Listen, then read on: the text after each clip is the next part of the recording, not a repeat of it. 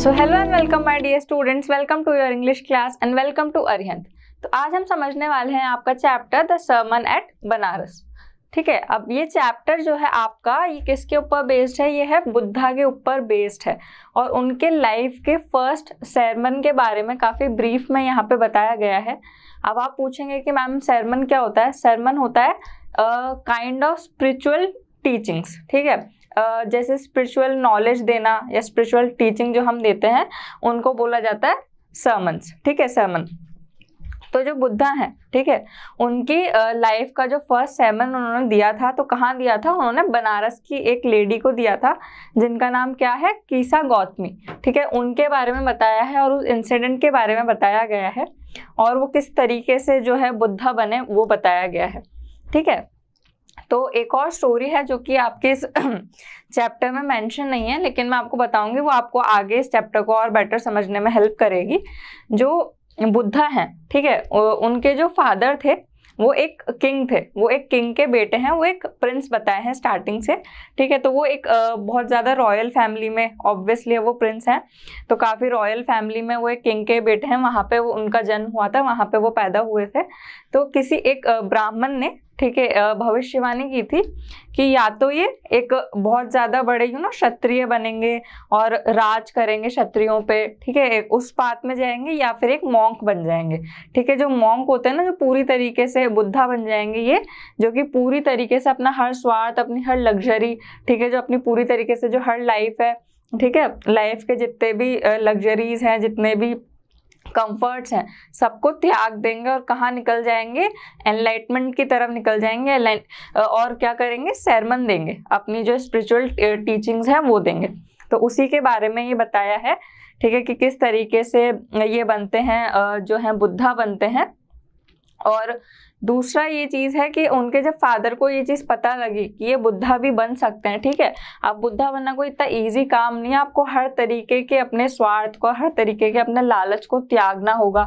ठीक है, अपने माइंड को पूरी तरीके से प्रिपेयर करना होगा, तो तब जाके कोई अपने मन को इतना ज़्यादा स्ट्रॉन्ग करके बन सकता है, ये चीज़ तब हो सकती है। तो उनके फादर को बहुत ज़्यादा टेंशन हुई, तो उन्होंने उनको काफ़ी लंबे टाइम तक पूरी तरीके से शील्डेड रखा, पूरी तरीके से प्रोटेक्टेड रखा इस वर्ल्ड की पूरी नेगेटिवनेस से।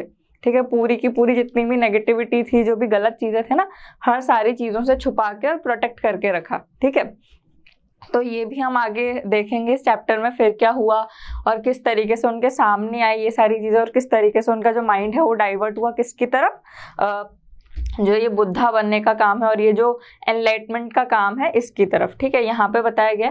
अब एनलाइटनमेंट किसे कहते हैं? एनलाइटनमेंट कहते हैं जो पूरी तरीके से बहुत ज़्यादा हाई लेवल की जो कंप्लीट आपको जो स्पिरिचुअल नॉलेज मिल जाती है, वो उसको कहते हैं एनलाइटनमेंट। ठीक है, अब वो उनको कब मिला, कैसे मिला, ये भी बताया गया है। और दूसरी बात यह है कि जो कीसा गौतमी की जो स्टोरी है वो क्या होता है? कीसा गौतमी एक बनारस की लेडी है, ठीक है, उनका जो सन है, ठीक है, by any incident or by something, her son had died, she had lost her child। तो उनका जो सन है उसकी डेथ हो जाती है, तो वो उस चीज़ को बेयर नहीं कर पाती, वो उतना ज़्यादा जो सॉरो है, इतना ज़्यादा जो पेन है, उसको वो बेयर नहीं कर पाती हैं और वो क्या, अपने सन की जो डेड बॉडी है उसको इधर उधर नेबर्स तक लेके घूमती रहती हैं कि कोई मेडिसिन दो जिससे मेरा जो सन है वो ठीक हो जाए। तो उनको कोई बताता है कि आप हमारे पास में आपके जो सन है उनको ठीक करने की तो मेडिसिन नहीं है, और उनको सारे लोग क्या समझ रहे थे कि ये पागल हो चुकी है, मतलब अपने बेटे को खोने का जो दुख है उसमें पागल हो चुकी हैं, ऐसा सब लोगों का मानना था, क्योंकि वो अपने डेड सन को, जो डेड है, वो कंसीडर ही नहीं कर रही थी, वो ये चीज़ मानने को ही तैयार नहीं है दुख में कि जो उनका बेटा है वो उन्होंने खो दिया है।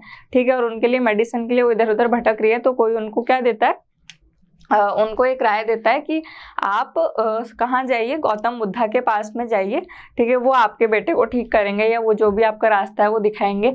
फिर वो उस लेडी को, कीसा गौतमी को, क्या अपना sermon देंगे, किस तरीके से उनको समझाएंगे, वो बताया गया। ठीक है, तो नाउ पे अटेंशन टू द चैप्टर। काफ़ी सारे 1 मार्कर्स आ सकते हैं, काफ़ी सारी चीज़ें पूछी जा सकती है जो कि एज अ 1 मार्क क्वेश्चन आ सकती हैं आपके एग्जाम्स में। ठीक है, so theme of the chapter, this chapter highlights the wisdom thought by the Gautam Buddha in his first sermon at Benares. तो जो उनके विजडम थॉट्स है, जो उनके पवित्र थॉट्स हैं, जो उनका मानना है, ठीक है, गौतम बुद्धा के वो थॉट्स बताए गए हैं कहाँ पे, उनके पहले सरमन में, उनकी पहली स्पिरिचुअल टीचिंग में।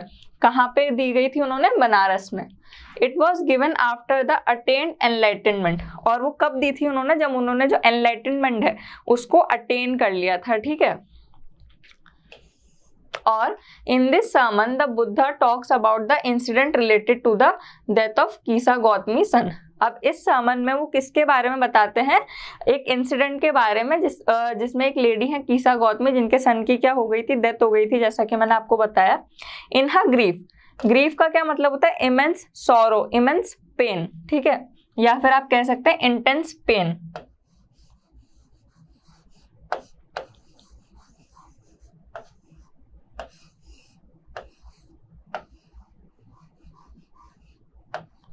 इंटेंस पेन, ठीक है। She carried the dead body of her son from one place to another, ठीक है, और उन्होंने अपने जो सन की जो डेड बॉडी है उसको एक जगह से दूसरी जगह अपने नेबर्स पे कैरी करा। किसके लिए? मेडिसिन के लिए। In the end she came to lord Buddha, और एंड में वो किसके पास आई है? लॉर्ड बुद्धा के पास में। And requested him to cure her son, और उनसे रिक्वेस्ट करती हैं कि उनके जो सन हैं, उनके जो बेटे हैं, उसको ठीक कर दें।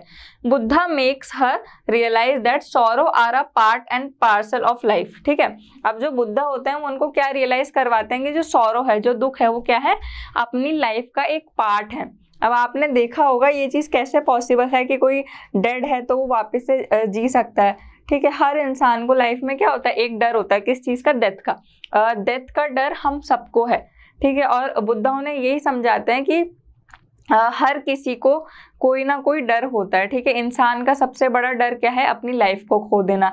ऐसे ही अगर किसी पेड़ पे कोई पका हुआ फल है तो उसको किस चीज़ का डर होता है? नीचे गिरने का डर होता है, ठीक है। अगर कोई पॉटर है वो अपना कोई मटका बनाएगा या अपना कोई पॉट बनाएगा तो उसे किसका डर होगा? उसके टूटने का डर होगा। तो हर किसी को किसी ना किसी चीज़ का डर है। क्यों? क्योंकि हम सेल्फिश हैं। तो हम जब पूरी तरीके से हमारे जो सेल्फिशनेस है इसको त्याग देंगे, पूरी तरीके से जो हमारा सॉरो है इसको त्याग देंगे, तब जाके हम कहीं पूरी तरीके से अपनी लाइफ में जो है पीस अटेन कर पाएंगे, हमें पीस मिलेगी, ठीक है। किससे? हर तरीके का सॉरो जो है हम उसको पीछे छोड़ के पीस की तरफ जाएंगे, शांति की तरफ जाएंगे। देखिए, everything in this world is subject to death, ठीक है। हर कोई चीज इस वर्ल्ड में किसी ना किसी दिन डेथ हो जाएगी, उसकी एंड हो जाएगा, उसका सब्जेक्टेड टू डेथ है। The story tells that we must not to be sad और सॉरोफुल अबाउट द डेथ और एनी ऑफ आर नियर और डियर वंस, कि हमें कभी भी सॉरोफुल नहीं होना चाहिए। मतलब सॉरो का मतलब क्या होता है? दुख, ठीक है। पेन में नहीं आना चाहिए, दुख में नहीं आना चाहिए, दुखी नहीं होना चाहिए। जब भी किसी की डेथ हो अपने डियर वंस की, death is common to all and no one could avoid dying, ठीक है। डेथ क्या है? सबके लिए कॉमन है, जो कि जी रहा है, ठीक है, जिसकी सांसें चल रही है, the person who is breathing, कभी ना कभी उसको डेथ आएगी ही सही, ठीक है। हम कभी भी अवॉइड नहीं कर सकते, हम डेथ को, हम मरने को टाल नहीं सकते। Only when we overcome grief we can get free from sorrow and get peace, ठीक है। जब हम इस पेन को, ठीक है, पूरी तरीके से ओवरकम कर लेंगे, पूरी तरीके से इसके ऊपर जीत पा लेंगे, किसके ऊपर? इंटेंस पेन के ऊपर, ठीक है, तब जाके हमें क्या मिलेगी? हर तरीके के सॉरो से, मतलब हर तरीके से दुख से क्या मिल जाएगी? शांति मिल जाएगी, पीस मिल जाएगी, ठीक है। अब इसी के साथ में जो आपका चैप्टर है ये स्टार्ट होता है, so pay attention to the chapter. Gautam Buddha, ठीक है। अब इनका जो टाइम है कब से लेके कब तक का वो बताया गया है, 563 BC से लेके 483 BC तक का। Begin life as a prince named Siddhartha Gautam. तो अब यहाँ पे क्या बताया, उनकी लाइफ कैसे बिगिन हुई? जैसा कि मैंने बताया था, वो प्रिंस थे, किंग के बेटे थे, और उनका नेम क्या था? सिद्धार्थ गौतमा था। ये आपको याद रखना है, एज अ 1 मार्क क्वेश्चन ही आ सकता है। इन नदर्न इंडिया, कहाँ पे? नदर्न इंडिया में। At 12 he was sent away for schooling in the Hindu sacred. Sacred का क्या मतलब होता है? होली, खेलने वाली होली नहीं, जो वही है, स्पिरिचुअलिटी है, ये सारी चीजें हैं, उसको क्या बोला जाता है? होली। तो उनको कहाँ भेज दिया जाता है, जब वो 12 साल के होते हैं तो उनको स्कूलिंग के लिए भेज दिया जाता है। कहाँ पे? A school of Hindu sacred scriptures, ठीक है। और 4 साल बाद में and 4 years later he return, वो वापस घर पे आते हैं, ठीक है। अब वो 12 साल के हैं और उनको भेजा गया स्कूलिंग के लिए, और 4 साल बाद वो आते हैं, तो उनकी क्या एज होती है? वो 16 साल के हैं और वो अपने घर वापस आते हैं। तो उनकी शादी किससे करा दी जाती है? किसी प्रिंसेस से करा दी जाती है, और उनका एक बेटा भी होता है, ठीक है। और वो 10 साल तक वो काफी ज्यादा रॉयल्टी के साथ में, और जो उनकी लाइफ है ना एज अ प्रिंस, वो जीते हैं, ठीक है। अब यहाँ पे ये भी बताया गया है, and 4 years later he return home to marry a princess, ठीक है। वो वापस आते हैं घर एक टू मैरी अ प्रिंसेस, उनकी शादी हो जाती है एक राजकुमारी से। They had a son and lived for 10 years as befitted royalty, ठीक है। वो वापस आते हैं और उनका एक सन होता है, ठीक है। और 10 साल तक वो जैसी ही उनकी लाइफ है रॉयल्टी भरी, ठीक है, लग्जरी भरी, और हर तरीके के कंफर्ट की जो कि एक प्रिंस की होनी चाहिए, वैसी लाइफ वो लोग जीते हैं। At about the age of 25, ठीक है, कुछ 25 की एज तक the prince heir to four का मतलब होता है टिल देन, मतलब अभी तक उन्हें क्या करा गया था? प्रोटेक्टेड रखा गया था, शील्डेड रखा गया था। Shielded from the sufferings of the world, ठीक है। बस यहाँ पे एक लाइन है, shielded from the sufferings of the world. इसका क्या मतलब है? उनके फादर ने उनको शील्ड करके, शील्डेड मतलब यहाँ पे इसका क्या मतलब है? प्रोटेक्टेड, ठीक है। और सफरिंग मतलब जितनी भी तरीके की सफरिंग्स है, मतलब जो लोगों के ऊपर बीतती है, ठीक है, जो उनकी यातनाएं हैं, जो उनके दुख हैं, दर्द हैं, उन सबसे उनको छुपा के प्रोटेक्ट करके रखा गया था अभी तक।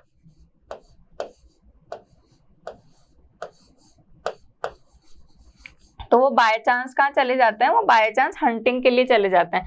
चांस अपॉन मतलब हंटिंग पे निकलते हैं, और चांस अपॉन का क्या मतलब होता है? बाय चांस उनको क्या देखने को मिल जाता है रास्ते में?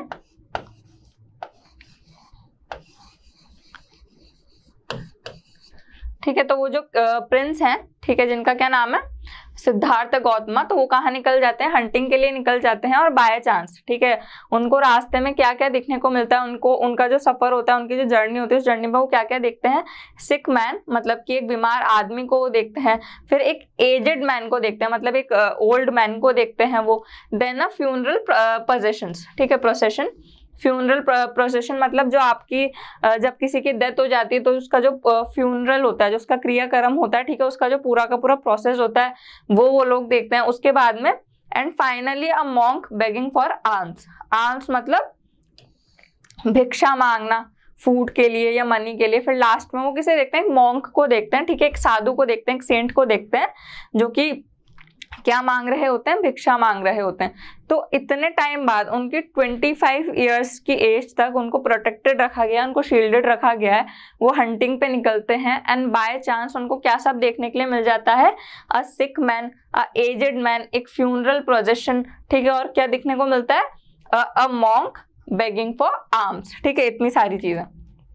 Now these sights so moved him that he at once went out into the world to seek enlightenment concerning the sorrows he had witnessed, ठीक है।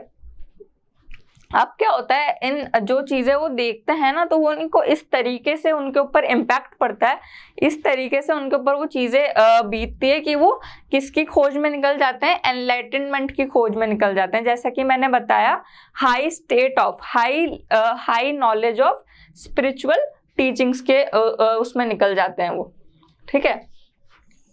नाउ, ठीक है, these sights so moved him that at once went out into the world to seek मतलब पाने के लिए, खोज में, किसी चीज की खोज में।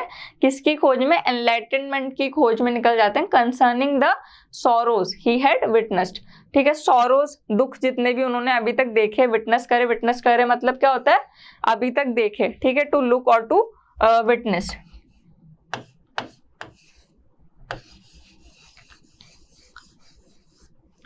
टू लुक और टू विटनेस, ठीक है। अब देखिए, he wandered for 7 years and finally set down under a peepal tree. Wandered का क्या मतलब होता है? To keep moving without a aim और विदाउट अ पाथ, ठीक है, और विदाउट अ डेस्टिनी, मतलब बस चलते रहना बिना किसी एम के, बिना किसी लक्ष्य के, बिना किसी मकसद के बस चलते रहे ना, तो 7 साल तक उन्होंने जो है भ्रमण करा और फाइनली वो कहाँ आके बैठ जाते हैं, मतलब उन्होंने 7 साल तक कुछ ऐसे ही एनलाइटनमेंट की खोज करी और उसके बाद में कहाँ आके बैठ जाते हैं, पीपल ट्री के नीचे आके बैठ जाते हैं। कब तक बैठेंगे वो पीपल ट्री के नीचे? 7 दिन तक बैठते हैं वो पीपल ट्री के नीचे। और क्या सोच के बैठते हैं? जब तक उनको एनलाइटनमेंट नहीं मिल जाएगा, जब तक उनको कंप्लीट जो स्टेट ऑफ नॉलेज है, जो स्टेट ऑफ स्पिरिचुअल नॉलेज है वो नहीं मिल जाएगी, तब तक वो इस पीपल ट्री के नीचे बैठे रहेंगे। और वो पीपल ट्री के नीचे कब तक बैठते हैं? 7 दिन तक बैठते हैं, ठीक है। और तब उनको क्या अटेन हो जाता है, उनको जो एनलाइटनमेंट है वो अटेन हो जाता है। और उस पीपल ट्री का क्या नेम रखते हैं वो? उस पीपल ट्री को नेम करते हैं बोधि ट्री, ठीक है। ये भी हमें आगे बताएंगे। तो देखिए, where he vowed to stay until enlightenment came, he wandered. Wandered का क्या मैंने मतलब बताया था? टू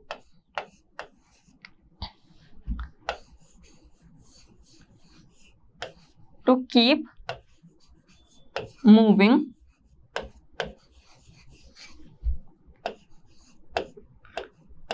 without any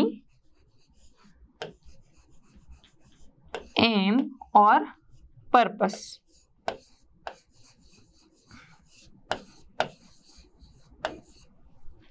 ठीक है, फॉर 7 years, ठीक है। तो 7 साल तक he wandered and finally set down under a peepal tree. और उसके बाद में कहाँ आगे बैठते हैं वो? एक पीपल ट्री के नीचे। वेयर ही वोड मतलब उन्होंने खुद से promise, where he promised to himself, ठीक है। किसी चीज को ठान लेना, ठीक है, प्रॉमिस करना अपने आप में किसी चीज का।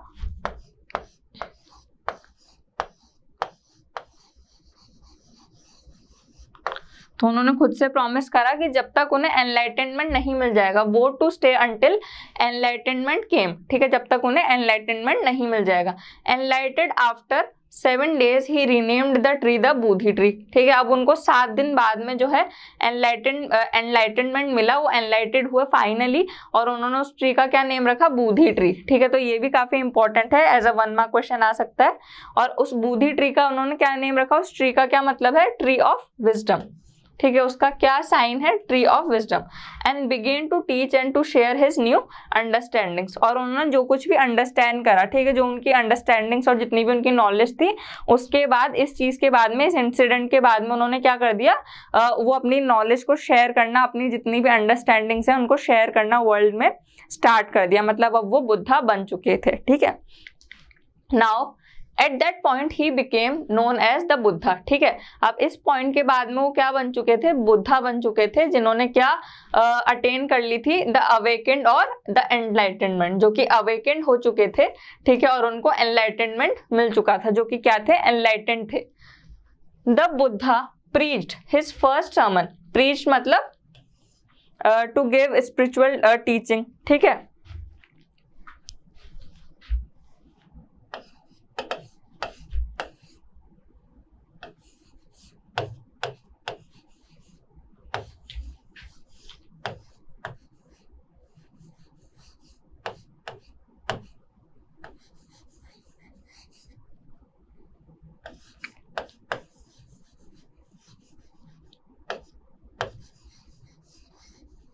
ठीक है, प्रीस्ट मतलब उन्होंने जो पहला सर्मन, अपनी जो पहली स्पिरिचुअल टीचिंग है, ठीक है, अपना पहली जो अंडरस्टैंडिंग दी वो कहाँ पे दी? बनारस में दी, जो कि कैसी जगह है? Preached his first sermon at the city of Banaras, ठीक है, most holy of the dipping places on the river Ganges, ठीक है। अब उन्होंने क्या बोला यहाँ पे? बनारस कैसी है? बहुत ज्यादा पवित्र स्थान है, पवित्र स्थल है, ऐसा माना जाता है। अभी तक भी सबको पता होगा, आपको, आपने जब भी बनारस का नाम सुना होगा कि सबसे उन्होंने जो पहला अपना सरमन दिया, पहली अपना किसी टीचिंग दी, अपना जो प्रीस्ट करा, अपना फर्स्ट सरमन, वो कहाँ पे करा? बनारस में करा, ठीक है। कहाँ पे? जो कि एक होली मतलब बहुत ज्यादा पवित्र घाट है, एक प्लेस है। डिपिंग का क्या मतलब होता है? डिपिंग प्लेसेस मतलब घाट, ठीक है। कहाँ का? On the river of Ganges, जहाँ पे रिवर ऑफ गंगास है। That sermon has been preserved and is given here, ठीक है। और वो जो सर्मन उन्होंने दिया, ठीक है, वो कहाँ पे दिया? इस जगह पे दिया। It reflects the Buddha's wisdom about one inscrutable kind of suffering, ठीक है। इनस्क्रूएटेबल मतलब कि कोई भी ऐसी सफरिंग, कोई भी ऐसी यातना जिसका कोई क्योर ना हो, जिसे किसी भी तरीके से क्योर ना किया जाए, तो उन्होंने जो अपनी पहली विजडम या पहली अपनी जो अंडरस्टैंडिंग दी वो इस जगह पे दी, और सबसे ज्यादा इस तरीके के दर्द पे, इस तरीके के सौरों पे दी। ठीक है, now कीसा Gautami had an only son. ठीक है, कीसा गौतमी एक लेडी है जिनके केवल एक ही बेटे बताए गए हैं। कीसा गौतमी का एक ही चाइल्ड है, एक ही बेटा है, एंड ही डाइड, जिनकी डेथ हो जाती है, he died. In her grief, she carried the dead child to all her neighbors, ठीक है, asking them for medicine, and the people said she has lost her senses। ठीक है, अब उन्होंने अब इतना ज्यादा सॉरो, इतना ज्यादा ग्रीफ, अपने इतने ज्यादा इमेंस पेन में, इंटेंस पेन में, ठीक है, उन्होंने अपने डेड चाइल्ड को, अपने डेड सन को क्या करा, नेबरहुड में जगह जगह, ठीक है, कैरी करा, उन्होंने हर जगह लेके घूम रही थी। किसके लिए? कि कोई मेरे बेटे के लिए मेडिसिन दे दो जिससे वो ठीक हो जाए। अब सब लोग उनको क्या कंसिडर कर रहे थे कि इन्होंने अपने सारे सेंसेस, मतलब अपनी पूरी तरीके से अपनी जो शुद्ध बुद्ध है, सोचने की जितनी भी शक्ति है, ठीक है, पावर है, सब कुछ खो दी है, ऐसा कंसिडर कर रहे थे। Now she has lost her senses, the boy is dead. ठीक है, क्योंकि जो सन है उनका, जो वो बेटा है, वो उसकी डेथ हो चुकी है, अब उसका कोई क्योर नहीं है, अब उसको जिंदा करने की कोई भी मेडिसिन नहीं है। Now at length Kisa Gotami met a man who replied to her request. ठीक है, अब कीसा गौतमी को एक मैन मिला, कोई एक इंसान मिला रास्ते में, जिन्होंने उनकी रिक्वेस्ट पे क्या रिप्लाई करा, I cannot give the medicine for thy child, but I know a physician who can। ठीक है, फिजिशियन कौन होता है? कोई डॉक्टर या कोई भी जो ठीक कर सके, मेडिकल नॉलेज इन्हें हो। ठीक है, उन्होंने, उस मैन ने क्या बोला कि मैं आपके बेटे को ठीक करने के लिए कोई मेडिसिन तो नहीं दे सकता, लेकिन मैं आपको बता सकता हूँ एक फिजिशियन जो कि ये काम कर सकता है, जो कि वो आप जो चाहते हो वो चीज़ आपको दे सकता है। ठीक है, now and the girl said pray tell me sir who is it. ठीक है, अब वो जो है कीसा गौतमी, वो बोलती हैं कि आई प्रे, मैं आपसे विनती करती हूँ कि आप मुझे प्लीज बताइए कि वो कौन है। ठीक है, and the man replied go to Sakyamuni the Buddha, कि आप कहाँ पे जाइए, सत्यमुनि द बुद्धा के पास में जाइए। Kisa Gotami repaired to the Buddha's and cried. ठीक है, अब कीसा जो कीसा गौतमी है वो कहाँ जाती है, बुद्धा के पास में जाती है, रिप्लाई करती हैं। ठीक है, and cried Lord and master give me the medicine that will cure my boy. ठीक है, कि प्लीज मुझे मेडिसिन दीजिए जो कि क्योर कर दे, किसे, मेरे बेटे को, जो मेरे बेटे को ठीक कर दे। Now the Buddha answered I want a handful of mustard seed. ठीक है, अब जो बुद्धा है वो उनसे बोलते हैं कि मुझे एक हैंडफुल ऑफ मस्टर्ड सीड, मतलब इतना मुट्ठी भर के, आप मान लीजिए, हैंडफुल का क्या मतलब होता है, मुट्ठी भर के मुझे क्या चाहिए, मस्टर्ड सीड चाहिए। ठीक है, अब वो काफी ज्यादा खुश हो जाती हैं, और खुशी से वो बोलती हैं कि अच्छा, मतलब उनको ये चीज, इस चीज पे अपने आप पे विश्वास हो जाता है कि अब उनका जो बेटा है वो ठीक हो जाएगा, लेकिन उन्हें क्या करना है, मस्टर्ड सीड लाके देना है, किसे, गौतम बुद्धा को।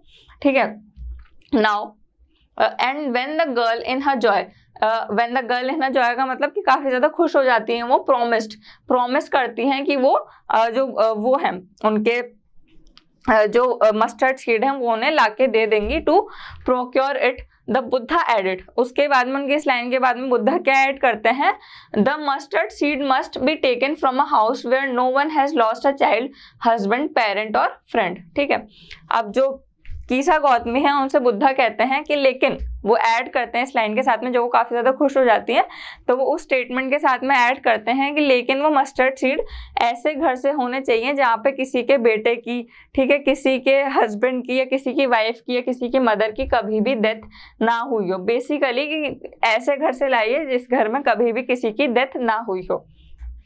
अब देखिए, पुअर कीसा गौतमी, मतलब बेचारी कीसा गौतमी, ठीक है, now went from house to house, हर घर वो भटकती रही, किसकी सर्च में, उस तरीके के मस्टर्ड सीड की सर्च में, जैसे उन्होंने डिमांड कर रहे थे, किसने, बुद्धा ने।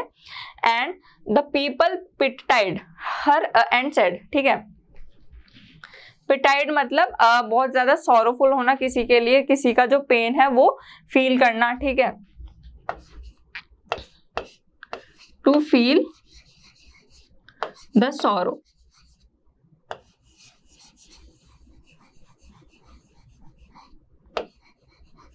and grief।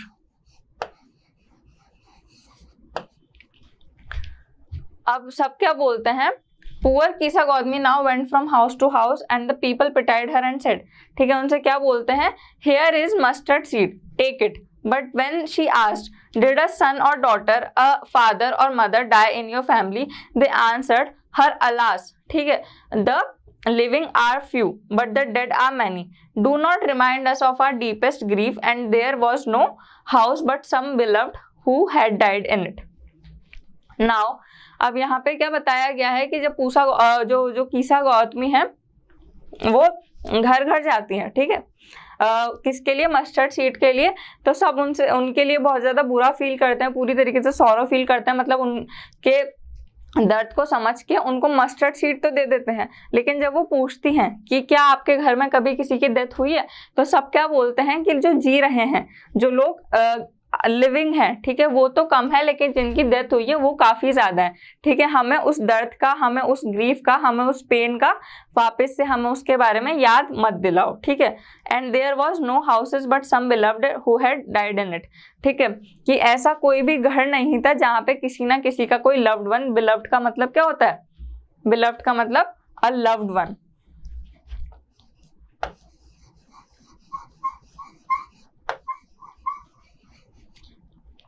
जहाँ पे किसी का कोई लव्ड वन है उसकी डेथ ना हुई हो, one had died in it, ठीक है.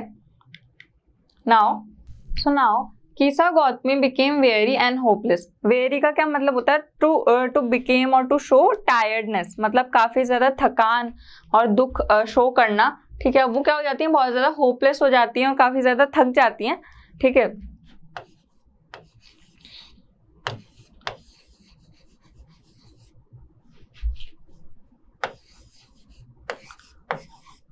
और to show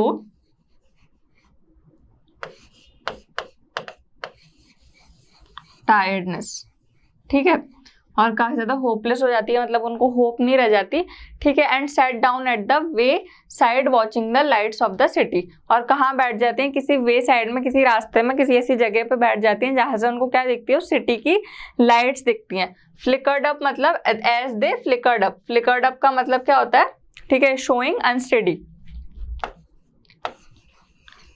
showing unsteady.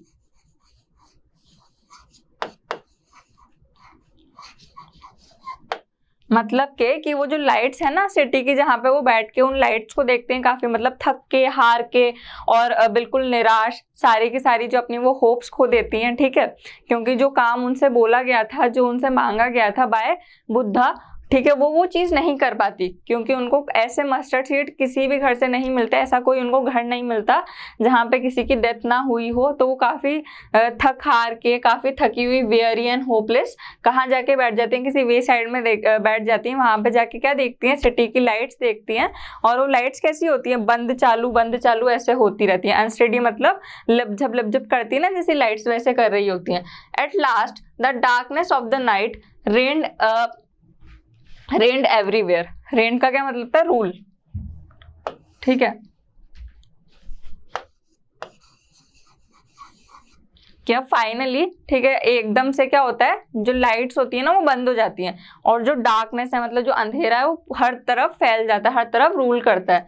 And she considered the fate of men, ठीक है, that their lives flicker up and are extinguish again, ठीक है. अब उनको क्या चीज़ समझ में आती है, consider the fate of man मतलब वो समझ पाती हैं इस चीज़ को, ऐसी सीख ले पाती हैं. फ्लिकर अप मतलब कि एक दिन जो हमारी ज़िंदगी है उसकी लाइट भी क्या है, किसी ना किसी दिन एक्सटिंग्विश हो जाएगी. एक्सटिंग्विश का क्या मतलब होता है, बुझ जाना, ठीक है, कि एक दिन जो लाइट्स है हमारी लाइफ की वो भी बुझ जाएंगी, वो भी क्या हो जाएंगी, फ्लिकर अप हो जाएंगी, ठीक है. And she thought to herself, और वो खुद में क्या सोचती है, how selfish am I in my grief, death is a common to all, yet in this valley of dissolution there is a path that leads him to immortality who has surrendered all selfishness, ठीक है. अब वो क्या सोचती हैं, अब उनको इस चीज़ का ज्ञात होता है, ये चीज़ समझ में आती है कि जो डेथ है वो क्या है, कॉमन है, और वो कितना ज़्यादा अभी तक सेल्फिश हो रही थी, मतलब वो कितना ज़्यादा अभी तक स्वार्थी हो रही थी खुद के दुख में, खुद के दर्द में, कि उनको खुद के दुख के अलावा, ठीक है, खुद के दुख के सिवा ये चीज़ नहीं समझ में आ रही थी कि जो डेथ है वो कभी ना कभी किसी को आनी ही है, और वो क्या है, वो कॉमन है, ठीक है. How selfish am I in my grief, कि मतलब मैं अपने दुख में, अपने ग्रीफ में कितनी ज्यादा सेल्फिश हूँ। Death is common to all, जो डेथ है वो क्या है, सबके लिए कॉमन है। Yet in this valley of desolation there is a path. Valley of desolation का मतलब क्या होता है, area full of sorrow and pain, ठीक है। A area full of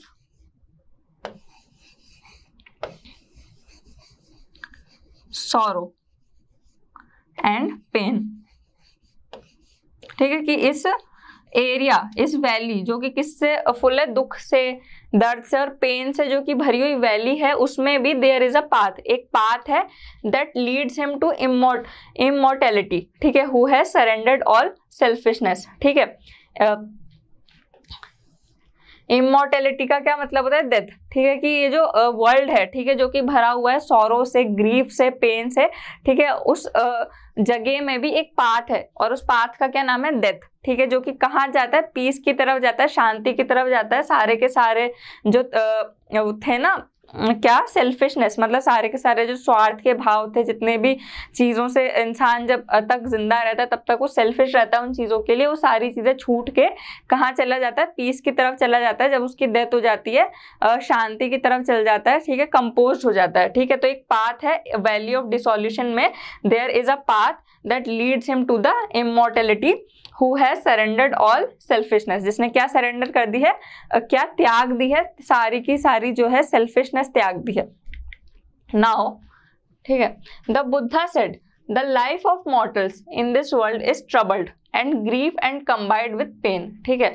mortals क्या होते हैं, मॉर्टल्स होते हैं जो कि ह्यूमंस होते हैं, ठीक है, जिनकी डेथ होनी होती है, उनको बोला जाता है मॉर्टल्स। द बुद्धा सेड कि जो लाइफ है मॉर्टल्स की, the life of mortals in this world is troubled and brief and combined with pain, ठीक है, कि जो हम लोग हैं ना, यहाँ पर लोगों की लाइफ कैसी होती है, छोटी होती है, ब्रीफ मतलब छोटी होती है, ठीक है, ट्रबल्ड होती है, काफी ज्यादा परेशानी से भरी होती है, और किससे जुड़ी हुई होती है, पेन से जुड़ी हुई होती है। For there is not any means by which those that have been born can avoid dying, ठीक है, क्योंकि इस वर्ल्ड में ऐसा कोई भी नहीं है जिसने बर्थ लिया हो और जो कि अवॉइड कर सकता हो, जो कि मर नहीं सकता, जिसकी डेथ नहीं आ सकती, ऐसा कोई भी नहीं है। कोई भी डेथ को अवॉइड नहीं कर सकता, कोई भी मरना अवॉइड नहीं कर सकता, ठीक है।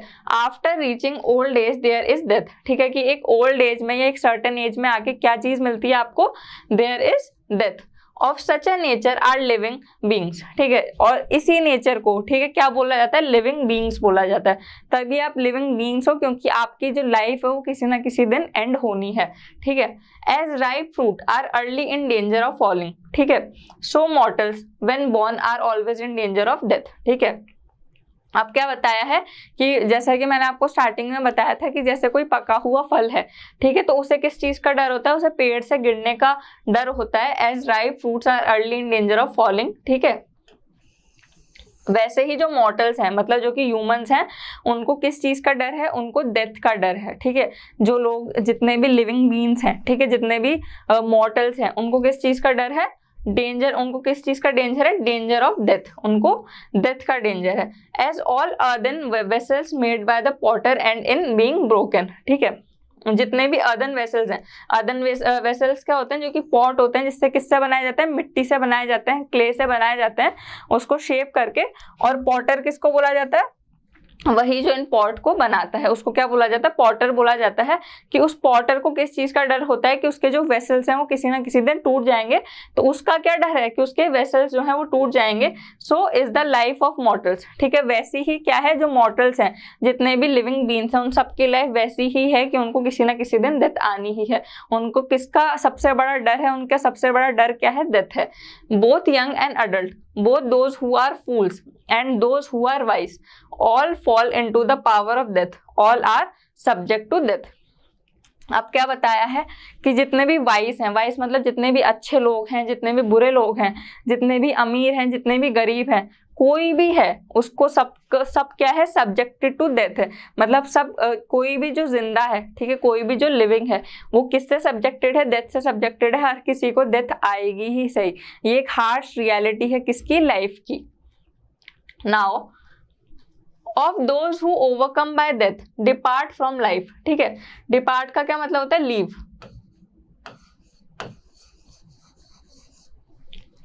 कि जो क्या कर लेता है? ओवरकम कर लेता है। ओवरकम मतलब डिफीट।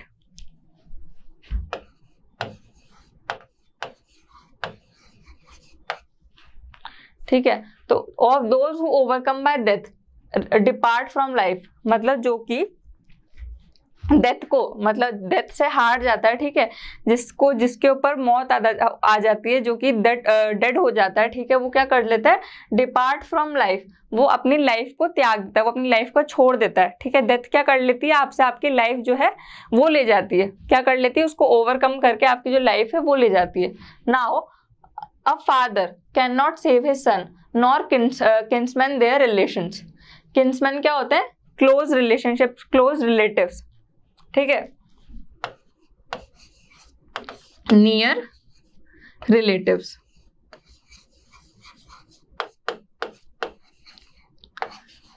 कि कोई फादर है वो डेथ से अपने सन को नहीं सेव कर सकता। ठीक है, कोई भी रिश्तेदार अपने रिलेशंस को नहीं सेव कर सकता। Mark while relatives are looking on and laminating deeply. ठीक है, one by one mortals are carried off. ठीक है, लेमेंटिंग का क्या मतलब होता है? To feel. ठीक है, to get affected by sorrow. ठीक है, पेन।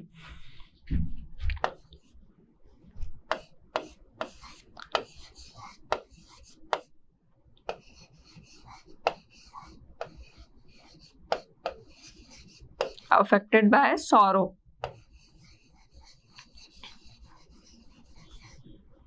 And grief.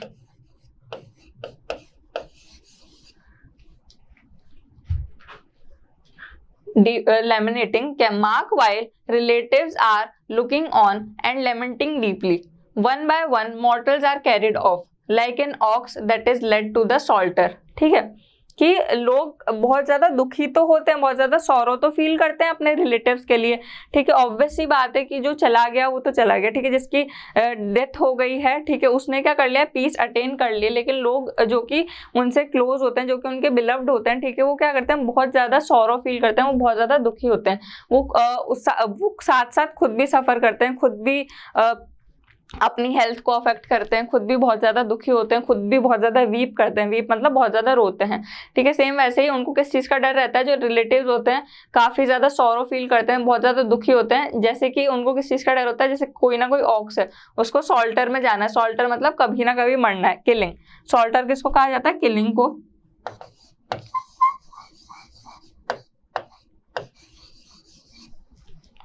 ये सारे वर्ड्स जो मैं आपको बता रही हूँ याद रखना। So the world is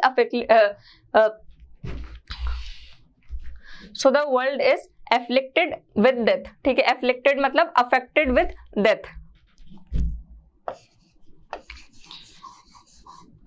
affected by something और सम सॉरो। Affected by something. वैसे ही जो वर्ल्ड है ये किससे एफ्लिक्टेड है? डेथ से एफ्लिक्टेड है। ठीक है, and decay. Therefore the wise do not grieve knowing the terms of the world. ठीक है, तो जो वाइज है मतलब जो कि इंसान समझ जाता है सौरों को, मतलब ये जो चीज है, ये जो एक नियम है, ठीक है, कि जो लिविंग बीइंग है उसको डेथ है कभी ना कभी आनी है, वो इस चीज को समझ जाता है। वो क्या करता है? ग्रीव नहीं करता, मतलब वो दुखी नहीं होता। Now not from weeping. Weeping का क्या मतलब होता है? Crying.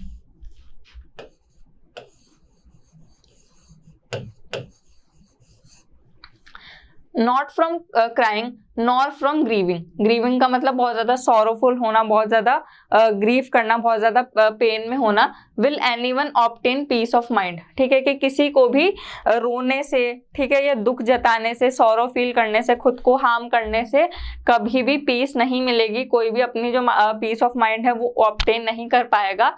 On the contrary his pain will be the greater and his body will suffer। ठीक है, और इसकी जगह, ठीक है, इसकी बजाय क्या हो जाएगा कि आपका जो पेन है, मतलब आपका जो दुख है वो इतना बड़ा हो जाएगा जिसकी वजह से आपकी जो बॉडी है वो सफर करेगी। ठीक है, उस पे जो है, उस पे सारा का सारा जो भी होगा, ठीक है, दुख दर्द का जो प्रभाव होगा वो सारा का सारा प्रभाव किस पे होगा? आपकी बॉडी पे होगा। He will make himself sick and pale, sick and pale मतलब इल, मतलब रो रो के या किसी भी चीज से क्या होगा, खुद की तबीयत खराब कर लेगा। सिक एंड पेल मतलब बहुत ज्यादा परेशान होना अंदर से और खुद की तबीयत खराब कर लेना, इल होना, ठीक है। अपने आप को क्या कर लेगा, अपने आप को हार्म कर लेगा, अपनी तबीयत खराब करवा लेगा। Yet the dead are not saved by his lamentation, lamentation का वही मतलब है टू शो सॉरो, जैसा कि मैंने बताया था कि to show sorrow and to feel pain, ठीक है। कि आपके तब भी इतना ज्यादा दुखी फील करने से, इतना ज्यादा रोने से भी आप जो चला गया उस इंसान की जान वापस नहीं ला पाओगे, ठीक है। बल्कि क्या होगा, उससे आपको ही इफेक्ट होगा। आप इतना ज्यादा जो दुख है, जब तक उस चीज को एक्सेप्ट नहीं करोगे ना, तब तक आप खुद ही सफर करते रहोगे। आपकी खुद की जो हेल्थ है वो अटेन मतलब वो अफेक्ट होती रहेगी, ठीक है। और तब भी किसका, इतने लेमेंटेशन के बाद भी जो डेड है वो वापस नहीं आ पाएगा। He who seeks peace should draw out the arrow of lamentation, ठीक है, and complaint and grief, ठीक है। जिसने ये चीज समझ ली, जिसको शांति मिल गई है, उसको क्या छोड़ देना चाहिए, लेमेंटेशन छोड़ देना चाहिए, कंप्लेन करना छोड़ देना चाहिए, और जो अपना ग्रीफ है वो छोड़ देना चाहिए। He who has drawn out the arrow and has become composed, composed का क्या मतलब होता है, काम, मतलब शांत, will obtain peace of mind. He who has overcome all sorrow will become free from sorrow and be blessed. Overcome मतलब defeat करना, कि वो इंसान, वो व्यक्ति जो कि सारे के सारे जो सौरो है, जिस भी तरीके का लालच है, सेल्फिशनेस है, सबको डिफीट कर देगा, सबको हरा के और सबको ओवरकम कर लेगा। तो वो हर तरीके के सौरो से जीत पा लेगा और अपना जो माइंड है, एक पीस ऑफ माइंड है, वो हासिल कर लेगा, ठीक है। वो क्या हो जाएगा, कंपोज हो जाएगा। मतलब जिसने ये चीज एक्सेप्ट कर ली, ठीक है, ये जो एक रियलिटी है किसकी, लिविंग बीइंग्स की, कि जो कि है इस दुनिया में, ठीक है, जो कि लिविंग है, उनको किसी ना किसी दिन डेथ आएगी, उनको किसी ना किसी दिन जाना पड़ेगा, और उनका ये जो सबसे बड़ा डर है वो इसको एक्सेप्ट कर लेंगे, ठीक है। और उसमें ना रोते हुए, उसमें ना दुखी होते हुए, ठीक है, लाइफ की जो हर तरीके के सॉरोज है उनसे ओवरकम कर लेंगे। उस दिन वो ब्लेस्ड हो जाएंगे, ठीक है, और उनको पीस अटेन हो जाएगी, ठीक है। वो क्या कर लेंगे, एक पीस ऑफ माइंड अपना अटेन कर लेंगे और शांति मिल जाएगी उनके माइंड को और उनकी जो बॉडी है सबको, ठीक है। तो इसी के साथ में जो आपका चैप्टर है ये एंड होता है बुद्धा का। तो ये एक छोटी सी जो स्टोरी थी एक्सप्लेन की गई है यहाँ पे बुद्धा की, जैसा कि मैंने बताया। तो बस यही है कि एक बहुत अच्छा सा लेसन मिला है हम सभी को स्टोरी के थ्रू, तो वो आपको याद रखना है और सारे क्वेश्चंस को अच्छे से आंसर करना है।